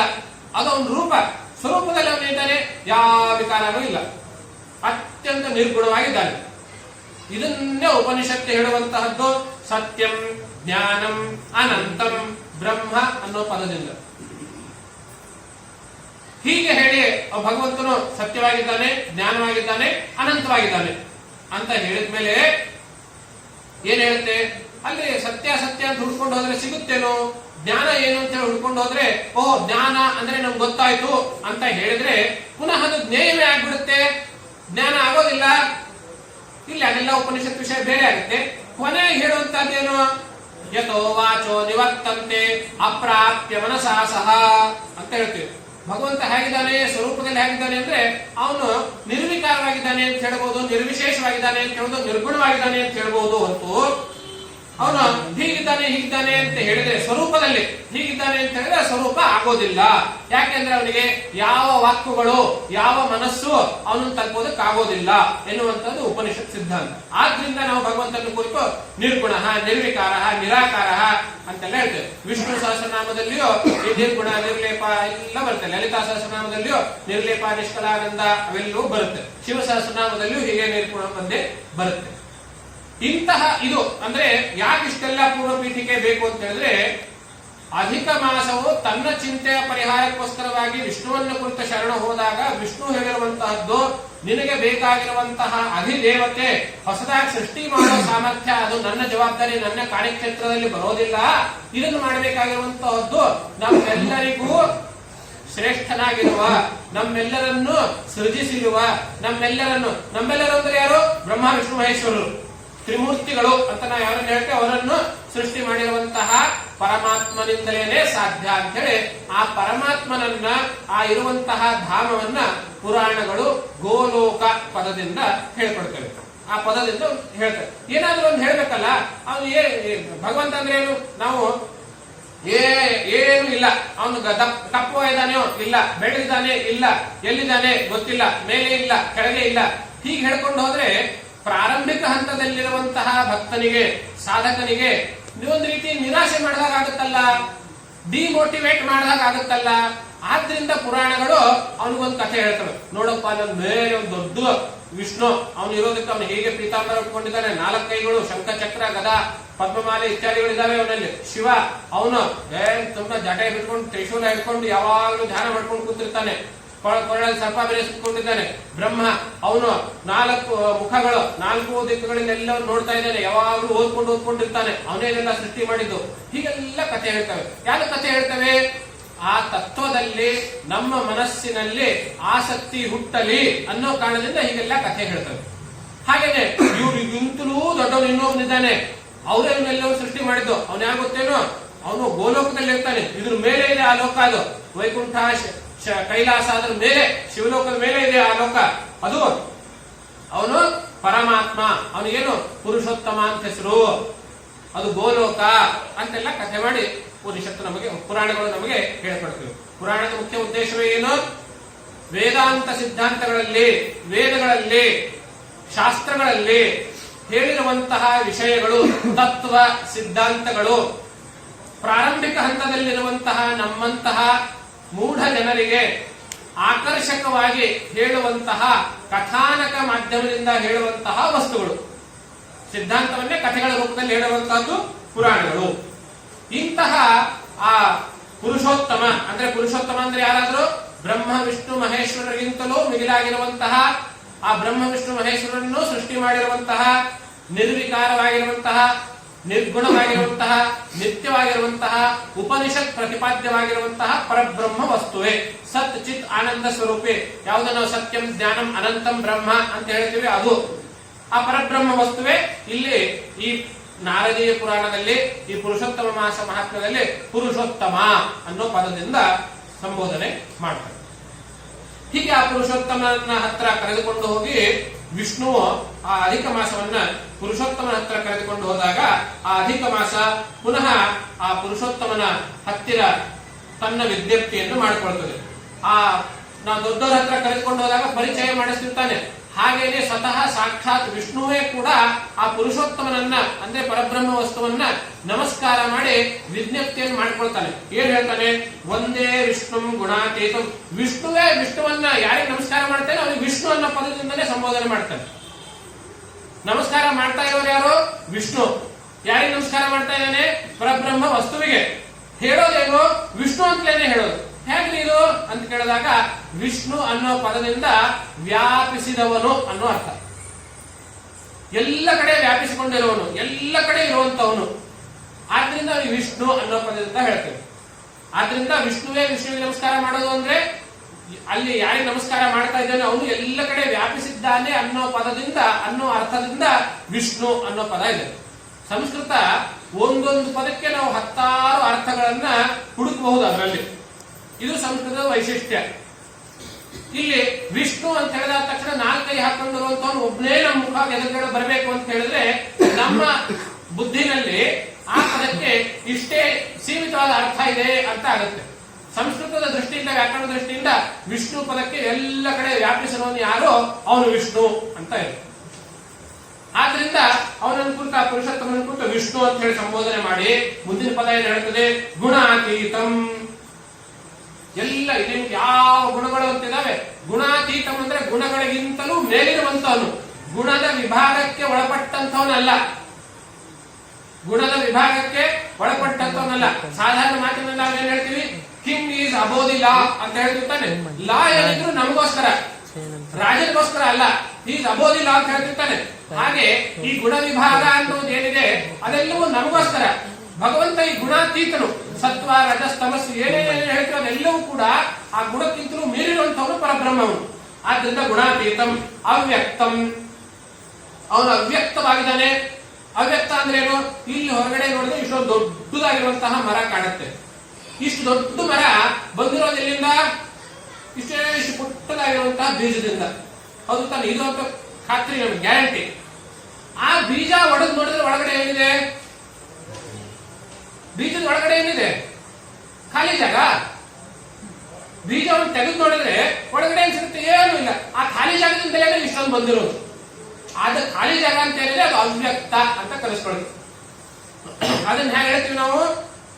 ಅವ್ಯಕ್ತವಾಗಿರುವಂತಹ ಮರವೇ ಬೀಜವು. ಅವ್ಯಕ್ತವಾಗಿರುವಂತಹ ಮರವೇ ಬೀಜವು. ವ್ಯಕ್ತವಾಗಿರುವಂತಹ ಬೀಜವೇ ಮರವು ಅಂತ ಹೇಳ್ತೀವಿ. ಅಂದ್ರೇನು? ಬೀಜ ಮರ ಮೂಲತಃ ಬೇರೆ ಬೇರೆ ಅಲ್ವೇ ಅಲ್ಲ, ಒಂದೇನೆ. ವ್ಯಕ್ತವಾದ್ರೆ ಹೀಗೆ ಕಾಣುತ್ತೆ, ಅವ್ಯಕ್ತವಾದ್ರೆ ಹಾಗಿರುತ್ತೆ. ಹಾಗೇನೆ ಜಗತ್ತು ಮತ್ತು ಬ್ರಹ್ಮ ಬೇರೆ ಬೇರೆ ಅಲ್ವೇ ಅಲ್ಲ. ವ್ಯಕ್ತವಾದ್ರೆ ಜಗತ್ತಿನ ಆಕಾರದಲ್ಲಿರುತ್ತೆ, ಅವ್ಯಕ್ತವಾಗಿದ್ರೆ ಬ್ರಹ್ಮದ ಆಕಾರದಲ್ಲಿರುತ್ತೆ. ಇವಾಗ ಅದು ಬ್ರಹ್ಮದ ಆಕಾರದಲ್ಲಿರೋದ್ರಿಂದ ಅವ್ಯಕ್ತ ಅನ್ನೋ ಪದದಿಂದ ಸಂಬೋಧನೆ ಮಾಡಿ, ಹೀಗೆ ಸಂಬೋಧನೆ ಮಾಡಿ, ಹೀಗೆ ಅಧಿಕ ಮಾಸದ ಒಂದು ಚಿಂತೆ ಇದೆ, ಆ ಸಮಸ್ಯೆ ಇದೆ, ಅದಕ್ಕೆ ಪರಿಹಾರ ಕೊಡಬೇಕು ಅಂತ ಹೇಳಿ ವಿಷ್ಣು ಅಧಿಕ ಮಾಸವನ್ನ ಕುರಿತು, ಅವನ ಚಿಂತೆಯನ್ನು ಕುರಿತು ಆ ಪುರುಷೋತ್ತಮನ ಎದುರುಗಡೆ ಇಟ್ಟಾಗ ಆ ಪುರುಷೋತ್ತಮ ಈ ಅಧಿಕ ಮಾಸವನ್ನು ಕುರಿತು ಅಭಯವನ್ನು ನೀಡಿ ಆಮೇಲೆ ಅದಕ್ಕೆ ಐಶ್ವರ್ಯವನ್ನು ಕೊಡ್ತಾನೆ. ಐಶ್ವರ್ಯ ಅಂದ್ರೆ ಏನು? ಯಾವುದರಿಂದ ನನಗೆ ಒಂದು ವೈಶಿಷ್ಟ್ಯತೆ ಅನ್ನೋದು ಬರುತ್ತೆ ಅದನ್ನು ಐಶ್ವರ್ಯ ಅಂತ ಕರೆಸ್ಕೊಳ್ತೇವೆ. ಸಾಧಾರಣ ಪದದಿಂದ ನಾವು ಐಶ್ವರ್ಯ ಪದದಿಂದ ನಮ್ಮಲ್ಲಿರೋ ಸಿರಿ ಸಂಪತ್ತು ಅದೆಲ್ಲ ಹೇಳ್ಕೊಳ್ತೀವಿ ತಾನೆ, ಅದು ಐಶ್ವರ್ಯ ಅಲ್ಲ. ಕೆಲವೊಬ್ಬರಿಗೆ ರೂಪವೇ ಐಶ್ವರ್ಯ, ಕೆಲವೊಬ್ಬರಿಗೆ ಬುದ್ಧಿಯೇ ಐಶ್ವರ್ಯ, ಕೆಲವೊಬ್ಬರಿಗೆ ವಾಕ್ಚಾತುರ್ಯವೇ ಐಶ್ವರ್ಯ. ಯಾವುದರಿಂದ ನನ್ನಲ್ಲಿ ಒಂದು ವೈಶಿಷ್ಟ್ಯತೆ ಬರುತ್ತೋ ಅದು ಐಶ್ವರ್ಯ ಅಂತ ಕರೆಸ್ಕೊಂಡು, ಅದಕ್ಕೆ ಯಾವುದರಿಂದ ಈ ಅಧಿಕ ಮಾಸಕ್ಕೆ ವೈಶಿಷ್ಟ್ಯ ಬರುತ್ತೆ ಅದನ್ನ ಕೊಡ್ತಾನೆ. ಪುರುಷೋತ್ತಮ ಅಂದ್ರೆ ಪರಬ್ರಹ್ಮ ವಸ್ತು. ಈ ಎಲ್ಲ ಜಗತ್ತನ್ನ ಸೃಷ್ಟಿ ಮಾಡಿರುವಂತಹದ್ದು.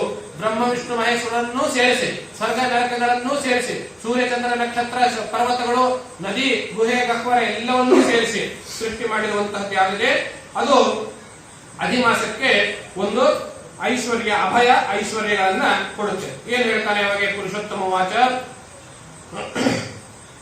ಅಹಮೇತೇ ಯಥಾ ಲೋಕೆ ಪ್ರಥಿತಃ ಪುರುಷೋತ್ತಮಃ ತಥಾಯಮಪಿ ಲೋಕೇಶು ಪ್ರಥಿತಃ ಪುರುಷೋತ್ತಮಃ.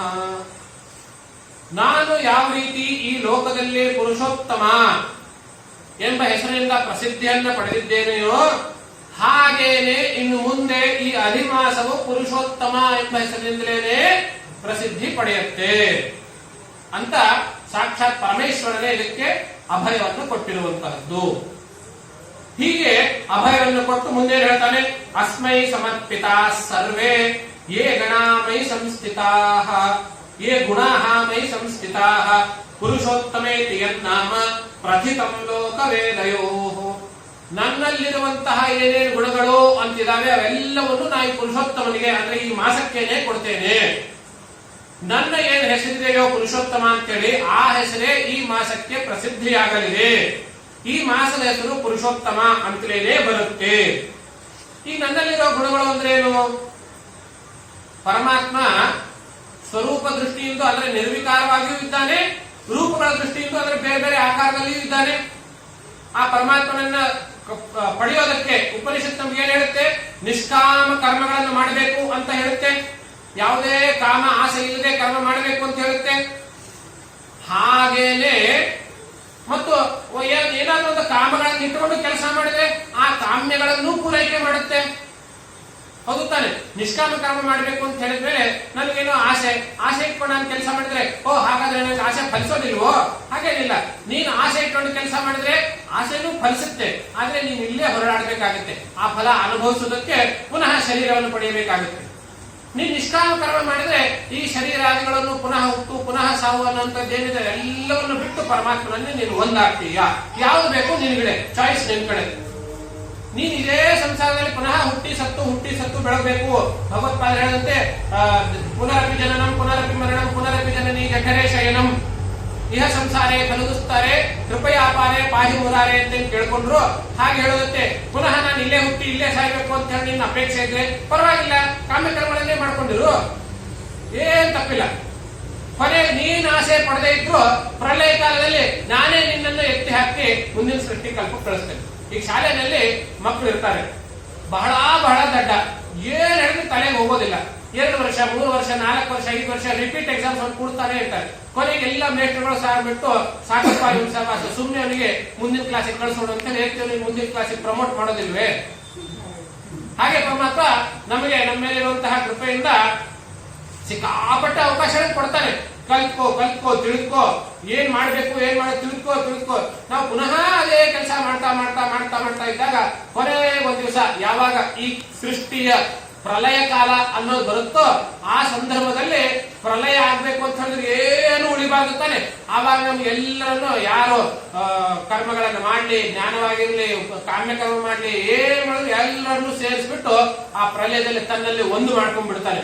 ಯಾವ ರೀತಿ ಬೆಂಕಿನಲ್ಲಿ ಹಾಕಿರೋದು ಎಲ್ಲವೂ ಬೆಂಕಿಯಲ್ಲಿ ಜೊತೆ ಒಂದಾಗ್ಬಿಡುತ್ತೋ ಹಾಗೆ ಒಂದು ಮಾಡ್ಕೊಂಡ್ಬಿಡ್ತಾನೆ. ಆಮೇಲೆ ಪುನಃ ಸೃಷ್ಟಿ ಕಾಲ ಬಂದಾಗ ಹಿಂದಿರೋದೆಲ್ಲ ಲೆಕ್ಕಾಚಾರ ಇರುತ್ತೆ, ನೆನಪಲ್ಲಿ ಇಟ್ಕೊಂಡು ಓಹೋ 10 ಕೋಟಿ ಜನ ಪಾಪಿಗಳಿದ್ದಾರೆ, ಅವ್ರಿಗೋಸ್ಕರ ಮುಂದಿನ ಸೃಷ್ಟಿನಲ್ಲಿ ನರಕ ಮಾಡಬೇಕು. 20 ಕೋಟಿ ಜನ ಪುಣ್ಯವಂತರಿದ್ದಾರೆ, ಅವ್ರಿಗೋಸ್ಕರ ಮುಂದಿನ ಸೃಷ್ಟಿನಲ್ಲಿ ಸ್ವರ್ಗ ಮಾಡಬೇಕು. ಹೀಗೆಲ್ಲ ಒಂದು ವ್ಯವಸ್ಥೆ ಮಾಡ್ತಾ ಇರ್ತಾರೆ. ಹೀಗೆ ಅವನು ನಿಷ್ಕಾಮ, ನಮ್ಮ ಹತ್ರ ಇರುವಂತಹದ್ದು ಚಾಯ್ಸ್. ನಾವು ನಿಷ್ಕಾಮ ಕರ್ಮಗಳನ್ನು ಮಾಡಿದ್ರೆ ಈ ಪುನಃ ಹುಟ್ಟು ಸಾವು ಅನ್ನೋ ಚಕ್ರದಿಂದ ತಪ್ಪಿಸ್ಕೊಳ್ತೇವೆ. ಕಾಮ್ಯ ಕರ್ಮಗಳನ್ನು ಮಾಡ್ತಾ ಇದ್ರೆ ಅದ್ರ ಜೊತೆಗೆ ಇರ್ತೀವಿ, ಹುಟ್ಟಾನೆ ಇರ್ತೀವಿ, ಸಾಯ್ತಾನೆ ಇರ್ತೀವಿ. ನಿನ್ಗೆ ಯಾವ್ದು ಬೇಕೋ ಅದನ್ನು ತಗೋ ಅಂತ ಹೇಳಿ. ಹೀಗೇನೆ ಈ ಗುಣ ಪುರುಷೋತ್ತಮ ಮಾಸದಲ್ಲಿಯೂ ಇದೆ ಅಂತ ಹೇಳೋ ಮುಖಾಂತರ ಏನು? ಮೊದಲನೇದಾಗಿ ಈ ಪುರುಷೋತ್ತಮ ಮಾಸಕ್ಕೆ ಸ್ಮೃತಿಕಾರರು ಅಂದ್ರೆ ಶಾಸ್ತ್ರ ಧರ್ಮಸೂತ್ರಗಳು ಏನ್ ಹೇಳ್ತು? ಯಾವ ಕಾಮ್ಯ ಕರ್ಮಗಳು ಇಲ್ಲಿ ಮಾಡುವಂತಿಲ್ಲ ಅಂತ ಹೇಳಿತ್ತು ತಾನೆ, ನೆನಪಿದೆ ತಾನೆ? ಅದು ಸ್ಮೃತಿಕಾರರು ಶಾಸ್ತ್ರ ಹೇಳಿರುವಂತಹದ್ದು. ಈ ಮಾಸದಲ್ಲಿ ಸೂರ್ಯ ಸಂಕ್ರಮಣ ಆಗೋದಿಲ್ಲ ಅನ್ನೋ ಕಾರಣದಿಂದ ಶುಭ ಕಾರ್ಯಗಳು ಮಾಡುವಂತಿಲ್ಲ ಅಂತ ಹೇಳಿದ ಮೇಲೆ ಇವಾಗ ಪುರುಷೋತ್ತಮನ ಒಂದು ಆಶೀರ್ವಾದದಿಂದ ಈ ಪುರುಷೋತ್ತಮ ಮಾಸಕ್ಕೆ ಐಶ್ವರ್ಯ ಬಂತು. ಏನು? ಕಾಮ್ಯ ಕರ್ಮ ಮಾಡಿದ್ರು ನಿಂಗೆ ಫಲ ಬರುತ್ತೆ ಅಂತ ಒಂದು. ಆಮೇಲೆ ಏನು? ನಿಷ್ಕಾಮ ಕರ್ಮ ಮಾಡಿದ್ರು ನಿಂಗೆ ಫಲ ಬರುತ್ತೆ. ಏನು? ನನಗೇನು ಬೇಡ, ಕೇವಲ ಭಗವತ್ ಪ್ರೀತ್ಯರ್ಥವಾಗಿ ನಾನು ಈ ಅಪೂಪದಾನವನ್ನು ಮಾಡ್ತಾ ಇದ್ದೇನೆ. ಆದ್ರೆ ನೀನು ಬೇರೆ ಮಾಸಗಳಲ್ಲಿ ಮಾಡಿದ್ರೆ ಭಗವಂತನ ಹತ್ರ ಎಷ್ಟು ನಾವೊಂದು ಸುಮ್ಮನೆ ಒಂದು ಸಣ್ಣ ಲೆಕ್ಕಾಚಾರ ಹಾಕೊಂಡು ಬೇರೆ ಮಾಸಗಳಲ್ಲಿ ನಿಷ್ಕಾಮವಾಗಿ ಭಗವಂತನನ್ನ ನಾವು ಅರ್ಚಿಸಿದ್ರೆ ಭಗವಂತನ ಹತ್ರ 1 ಇಂಚ್ ಮುಂದೆ ಹೋದ್ವಿ, ಭಗವಂತನಿಗೆ 1 ಇಂಚ್ ಹತ್ರ ಬಂದ್ವಿ ಅಂತ ಇಟ್ಕೊಳ್ಳೋಣ. ಅದೇ ನಿಷ್ಕಾಮ ಕರ್ಮವನ್ನ ಪುರುಷೋತ್ತಮ ಮಾಸದಲ್ಲಿ ಮಾಡಿದರೆ ಭಗವಂತನಿಗೆ ನಾವು ಒಟ್ಟಿಗೆ 10 ಇಂಚ್ ಹತ್ರ ಬಂದ್ಬಿಡ್ತೀವಿ. ಹೀಗಿಟ್ಕೊಳ್ಳೋದು. ಇದು ಅಧಿಕಸ್ಯ ಅಧಿಕಂ ಫಲಂ ಅಂತ ಹೇಳೋದು ಈ ಅರ್ಥದಲ್ಲಿ. ನಾವು ಈ ವಾಕ್ಯವನ್ನ ಎಲ್ಲಾ ಮಾತಿಗೂ ಸೇರಿಸ್ಬಿಡ್ತೀವಿ. ಅಧಿಕಸ್ಯ ಅಧಿಕಂ ಫಲಂ. ಬಹಳ ಜನ ಹೇಳ್ತಾರೆ ಅಧಿಕ ಮಾಸದಲ್ಲಿ 4 ಸೋಮವಾರ ಮಾಡಿಬಿಟ್ರೆ 14 ಸೋಮವಾರದ ಫಲ ಬರುತ್ತೆ. ಯಾವ ಶಾಸ್ತ್ರ ವಚನ ಇದಕ್ಕೆ ಸಪೋರ್ಟಿವ್ ಆಗಿ ಸಿಗೋದಿಲ್ಲ. ಅಧಿಕಸ್ಯ ಅಧಿಕಂ ಫಲಂ ಹೇಳಿರುವಂತಹದ್ದು ನಿಷ್ಕಾಮ ಕರ್ಮದ ಉದ್ದೇಶದಿಂದ. ಬೇರೆ ಮಾಸಗಳಲ್ಲಿ ನಿಷ್ಕಾಮ ಕರ್ಮ ಮಾಡಿದ್ರೆ ನೀನು ಭಗವಂತನಿಗೆ ಎಷ್ಟು ಹತ್ರ ಆಗ್ತೀಯೋ ಅಧಿಕ ಮಾಸದಲ್ಲಿ ಅದೇ ನಿಷ್ಕಾಮ ಕರ್ಮವನ್ನು ಮಾಡಿದಾಗ ಭಗವಂತನಿಗೆ ಬಹಳ ಹತ್ರ ಆಗ್ತೀವಿ ಅನ್ನೋ ಉದ್ದೇಶದಿಂದ ಹೇಳಿದ್ರು. ಕಾಮ್ಯಕರ್ಮಗಳನ್ನು ಮಾಡಿದ್ರೆ ಫಲ ಇದೆ ಇಲ್ಲ ಇದೆ. ಬೇರೆ ಮಾಸದಲ್ಲಿ ಕಾಮ್ಯಕರ್ಮ ಮಾಡಿದ್ರೆ ನಿನಗೆ ಸ್ವರ್ಗ ಇಷ್ಟು ವರ್ಷ ಸ್ವರ್ಗ ಅಂತ ಇದ್ರೆ ಅದೇ ಕಾಮ್ಯಕರ್ಮ ನೀನು ಅಧಿಕ ಮಾಸದಲ್ಲಿ ಮಾಡಿದ್ರೆ ಅದಕ್ಕೆ 2 ಪಟ್ಟು ಸ್ವರ್ಗ ಅಂತ ಹೇಳ್ತೇವೆ. ಆದ್ರೂ ನೆನಪಿರ್ಲಿ, ಸ್ವರ್ಗಕ್ಕೆ ಹೋಗ್ಲಿ ನರಕಕ್ಕೆ ಹೋಗ್ಲಿ ಮುಗಿದ ಮೇಲೆ ಪುನಃ ಭೂಮಿ ಮೇಲೆ ಬರಲೇಬೇಕು. ಇದು ಎಲ್ಲ ಕರ್ಮ ಸಿದ್ಧಾಂತದ ಮೂಲ ತತ್ವ. ಹೀಗೆ ಅಧಿಕ ಮಾಸದಲ್ಲಿ ಮಾಡಿರುವಂತಹ ಕರ್ಮ ಮುಂಚೆ ಎಲ್ಲದಕ್ಕೂ ವರ್ಜ್ಯವಾಗಿರುವಂತಹದ್ದು. ಪುರುಷೋತ್ತಮನು ಈ ಮಾಸಕ್ಕೆ ಅಧಿಮಾಸ ಆದ ಮೇಲೆ ಈ ಮಾಸದಲ್ಲಿ ಏನೇನ್ ಮಾಡ್ತೀವಿಯೋ ಅದರಲ್ಲಿ ವಿಶೇಷವಾಗಿರುವಂತಹ ಫಲವನ್ನು ನಾವು ಹೊಂದುತ್ತೀವಿ ಅನ್ನುವಂತ ಹೇಳ್ತಾ ನಿಷ್ಕಾಮ ಕರ್ಮಕ್ಕೇನೆ ಹೆಚ್ಚು ಒತ್ತು ಕೊಟ್ಟು, ಅಂದ್ರೆ ಈ ಮಾಸದ ಪ್ರಯೋಗ ಮಾಡುವಾಗ ದಾನ ಮಾಡುವಾಗ ಪುರೋಹಿತರು ಸಂಕಲ್ಪ ಮಾಡುವಾಗ ಏನ್ ಹೇಳ್ತಾರೆ, ಪುರುಷೋತ್ತಮ ಪ್ರೀತ್ಯರ್ಥಂ ಅಂತಾನೆ ಹೇಳೋದು. ನನಗೆ ಮಕ್ಕಳಾಗ್ಲಿ, ಮದುವೆ ಆಗ್ಲಿ, ಒಳ್ಳೆ ನೌಕರಿ ಸಿಗ್ಲಿ, ಮನೆ ಬೇಗ ಕಟ್ಟಿಸ್ಬೇಕು ಅಂತೆಲ್ಲ ಹೇಳೋದಿಲ್ಲ. ಪುರುಷೋತ್ತಮ ಪ್ರೀತ್ಯರ್ಥಂ, ಭಗವತ್ ಪ್ರೀತ್ಯರ್ಥವಾಗಿಯೇ ಈ ದಾನ ಮಾಡುವಂತಹದ್ದು. ಅದು ಏನೇನ್ ಮಾಡಬೇಕು, ಯಾವ್ಯಾವ ದಾನಗಳೆಲ್ಲವೂ ನಾಳೆ ದಿವಸ ಬರುತ್ತೆ. ಒಂದೆರಡು ಸಣ್ಣ ಪುಟ್ಟ ಕಥೆಗಳು. ಅಧಿಕ ಮಾಸ ಪುರುಷೋತ್ತಮ ವೃತ್ತದ ಆಚರಣೆ ಮಾಡಿದ್ರೆ ಏನ್ ಫಲ, ಮಾಡದೇ ಇದ್ರೆ ಏನ್ ಫಲ, 2 ಕಥೆಗಳು ಇದ್ದಾವೆ. ಅದನ್ನ ನಾವು ನಾಳೆ ದಿವಸ ತಗೊಳ್ಳೋಣ. ಇವತ್ತು ಸೈದ್ಧಾಂತಿಕವಾಗಿ ತಾತ್ವಿಕವಾಗಿ ಪುರುಷೋತ್ತಮ ಮಾಸದಲ್ಲಿ ಒತ್ತು ಕೊಡಬೇಕಾಗಿರುವಂತಹದ್ದು ನಿಷ್ಕಾಮ ಕರ್ಮ, ಯಾವುದೇ ಫಲಾಪೇಕ್ಷೆ ಇಲ್ಲದೇನೆ ದಾನ ಕೊಡುವಂತಹದ್ದು. ಆದ್ರೆ ಅಧಿಕಸ್ಯ ಅಧಿಕಂ ಫಲಂ ಅನ್ನೋ ಒಂದು ಮಾತನ್ನ ಇಟ್ಕೊಂಡ್ಬಿಟ್ಟು ಅದನ್ನ ಎಲ್ಲೆಲ್ಲೆಲ್ಲಿಯೋ ಸೇರಿಸ್ಬಿಟ್ಟು ನಾವು ನಮ್ಮ ಮನಸ್ಸಿಗೆ ತಕ್ಕಂತೆ ಈ ಅಧಿಕ ಮಾಸದಲ್ಲಿ ದಾನ ಕೊಟ್ರೆ ಹೆಚ್ಚು ಪುಣ್ಯ ಬರುತ್ತೆ ಅಂತ ಇಟ್ಕೊಂಡು ನಾವು ಹೆಚ್ಚು ದಾನಗಳನ್ನು ಮಾಡ್ತಾ ಮಾಡ್ತಾ ಹೋಗುವಂತಹದ್ದು ದಾನವಾಗುತ್ತೆ, ಅದರಿಂದ ಪುಣ್ಯ ಬರುತ್ತೆ, ಅದು ಸರಿಯೇನೆ. ಆದ್ರೆ ಪುರುಷೋತ್ತಮ ಮಾಸದ ಮುಖ್ಯ ಉದ್ದೇಶ ಅದಲ್ಲ. ಮುಖ್ಯ ಉದ್ದೇಶ ನಾವು ಭಗವಂತನಿಗೆ ಹೆಚ್ಚು ಹತ್ರ ಆಗಬೇಕು ಅನ್ನುವಂಥದ್ದು ಉದ್ದೇಶ. ಪುರುಷೋತ್ತಮ ಅಂದ್ರೇನು, ಎಲ್ಲ ಬ್ರಹ್ಮ ವಿಷ್ಣು ಮಹೇಶ್ವರರಿಗಿಂತಲೂ ಮಿಗಿಲಾಗಿರುವಂತಹ, ಯಾರಿಂದ ಈ ಬ್ರಹ್ಮ ವಿಷ್ಣು ಮಹೇಶ್ವರ ಸೃಷ್ಟಿಯಾಯಿತು, ಯಾರಿಂದ ಈ ಜಗತ್ತೆಲ್ಲವೂ ಸೃಷ್ಟಿಯಾಯಿತು, ಅವನೇ ಪುರುಷೋತ್ತಮ ಅಂತ ಹೆಸರು. ಆ ಪುರುಷೋತ್ತಮ ನಾವು ಹತ್ರ ಆಗಬೇಕು ಅಂತ ಹೇಳಿದ್ರೆ ನಿಷ್ಕಾಮ ಕರ್ಮಗಳನ್ನು ಮಾಡ್ತಾ ಮಾಡ್ತಾ ಭಗವತ್ ಪ್ರೀತ್ಯರ್ಥವಾಗಿಯೇನೆ ಇದಕ್ಕೆ ಮಾಡಬೇಕು ಅನ್ನುವಂತಹದ್ದು ಈ ಅಧಿಕ ಮಾಸದ ಒಂದು ಪರಮ ಉದ್ದೇಶ, ಅಥವಾ ಎಲ್ಲ ಉದ್ದೇಶಗಳಿಗಿಂತಲೂ ಮಿಗಿಲಾದ ಉದ್ದೇಶ ಅಂತ ಹೇಳಿ. ಕಾಮ್ಯಕರ್ಮ ಮಾಡಬಾರದು ಅಂದ್ರೆ ಮಾಡಬಹುದು, ಶಾಸ್ತ್ರ ಅದಕ್ಕೆಲ್ಲ ಸಾಕಷ್ಟು ವ್ಯವಸ್ಥೆ ಮಾಡಿಕೊಟ್ಟಿದೆ. ನಿನ್ನೆನೆ ಹೇಳದಂತೆ ಗರ್ಭಾಧಾನದಿಂದ ಅನ್ನಪ್ರಾಶನದವರೆಗೂ ಯಾವ ಕರ್ಮಗಳು ಮುಂದೂಡುವುದಕ್ಕೆ ಸಾಧ್ಯವಿಲ್ಲವೋ, 8ನೇ ತಿಂಗಳಲ್ಲಿ ಸೀಮಂತ ಮಾಡಬೇಕು, 7ನೇ ತಿಂಗಳು 8ನೇ ತಿಂಗಳು ಅಂತ ನಿಯಮ ಇರುತ್ತೆ, ಸೀಮಂತ ಮಾಡಬೇಕು ಅಂತ ಇರುತ್ತೆ. ಅಧಿಕ ಮಾಸ ಅನ್ನೋ ಕಾರಣದಿಂದ ನಾವು ಸೀಮಂತವನ್ನು ಮುಂದಕ್ಕೆ ಹಾಕೋದಕ್ಕಾಗೋದಿಲ್ಲ, ಆದ್ರೆ ಆ ತಿಂಗಳು ಕಳೆದೋಗ್ಬಿಡುತ್ತೆ. ಆದ್ರಿಂದ ಅಂತಹ ಕರ್ಮಗಳು ಅಧಿಕ ಮಾಸದಲ್ಲಿ ಮಾಡೋದು ಬರುತ್ತೆ ಅಂತ ಶಾಸ್ತ್ರ ಸಾಕಷ್ಟು ವ್ಯವಸ್ಥೆ ಮಾಡಿಕೊಟ್ಟಿದೆ. ಯಾವಾಗ ನಾಮಕರಣ ಇದೆ, ಇಂಥ ಮಾಸದಲ್ಲಿ ನಾಮಕರಣ ಮಾಡಬೇಕು ಅನ್ನುವಂಥದ್ದು ಶಾಸ್ತ್ರವಾಕ್ಯ. ಅದು ದಾಟಿದ್ರೆ ಅಧಿಕ ಮಾಸಕ್ಕೋಸ್ಕರ ಅದನ್ನ ನಾವು ಮುಂದಕ್ಕೆ ಹಾಕಿದ್ರೆ ಆ ಮಾಸದ ಈ ತಿಂಗಳಲ್ಲಿ ಮಾಡಬೇಕು ಅನ್ನುವಂತಹ ಶಾಸ್ತ್ರದ ಉಲ್ಲಂಘನೆ ಆಗುತ್ತೆ, ಅಂತಹದನ್ನು ಬರುತ್ತೆ. ಅದನ್ನೇ ಸಾರಾಂಶವಾಗಿ ಹೇಳೋದಾದ್ರೆ, ಯಾವುದನ್ನ ಶಾಸ್ತ್ರವು ಮುಂದೆ ಹಾಕುವುದಕ್ಕೆ ಅನುಮತಿ ಕೊಟ್ಟಿಲ್ಲವೋ ಅಂತಹ ಕರ್ಮಗಳನ್ನ ಅಧಿಕ ಮಾಸದಲ್ಲಿಯೇ ಮಾಡೋದು. ನಿತ್ಯ ಕರ್ಮಗಳನ್ನಂತೂ ಅದು ನಿತ್ಯವಾಗಿರೋದ್ರಿಂದ ಮಾಡ್ತಾನೆ ಇರೋದು. ನೈಮಿತ್ತಿಕ ಕರ್ಮಗಳು ಅವು ನೈಮಿತ್ತಿಕವಾಗಿ ಆ ಸಂದರ್ಭ ಬಂದಾಗ ಮಾಡಲೇಬೇಕು ಅಂತ ಆಗಿರೋದ್ರಿಂದ ಮಾಡಲೇಬೇಕು. ಮತ್ತು ಕಾಮ್ಯ ಕರ್ಮಗಳಲ್ಲಿ ಯಾವುದು ಮುಂದೆ ಹಾಕುವುದಕ್ಕೆ ಶಾಸ್ತ್ರ ಅನುಮತಿ ಕೊಟ್ಟಿಲ್ಲವೋ ಅಂತಹ ಕರ್ಮಗಳನ್ನ ಅಧಿಕ ಮಾಸದಲ್ಲಿಯೇ ಮಾಡಬೇಕು. ಶ್ರಾದ್ದಾದಿ ವಿಷಯಗಳು ಬಂದಾಗ ಇದ್ರ ಬಗ್ಗೆ ಸಾಕಷ್ಟು ಜಿಜ್ಞಾಸೆ ಆಗುತ್ತೆ. ಪ್ರಥಮ ವಾರ್ಷಿಕ ಅನ್ನುವಂತಹದ್ದು ಮುಂದೆ ಹಾಕೋದಕ್ಕೆ ಬರೋದಿಲ್ಲ. 360ನೇ ದಿವಸಕ್ಕೇನೆ ಅದಾಗಬೇಕು.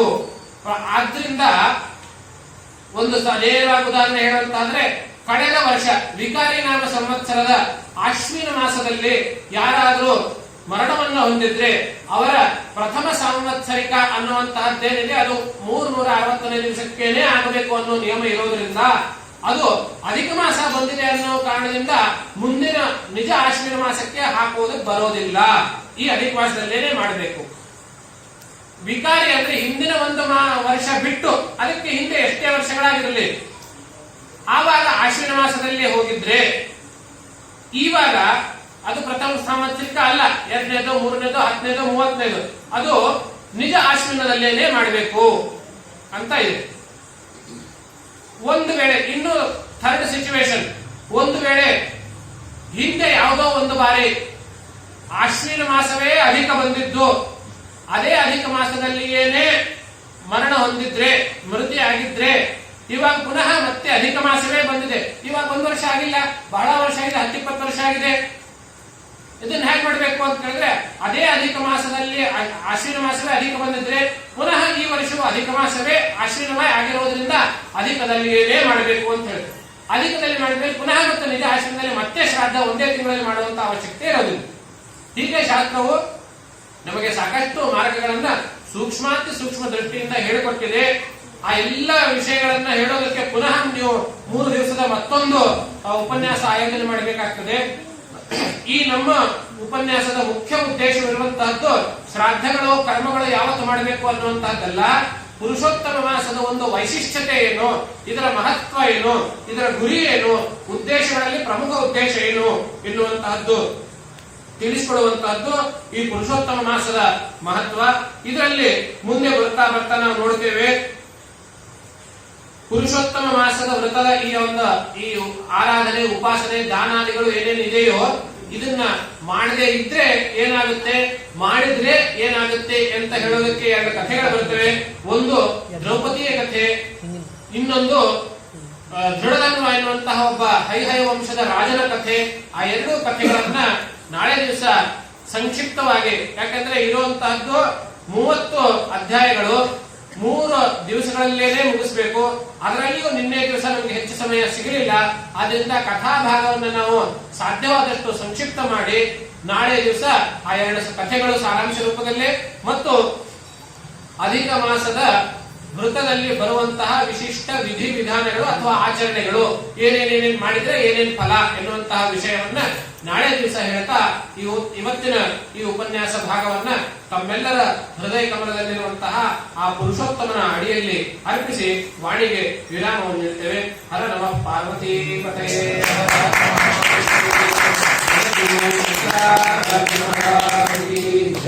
ಅವಧೂತ ಶ್ರೀ ಗುರುದೇವ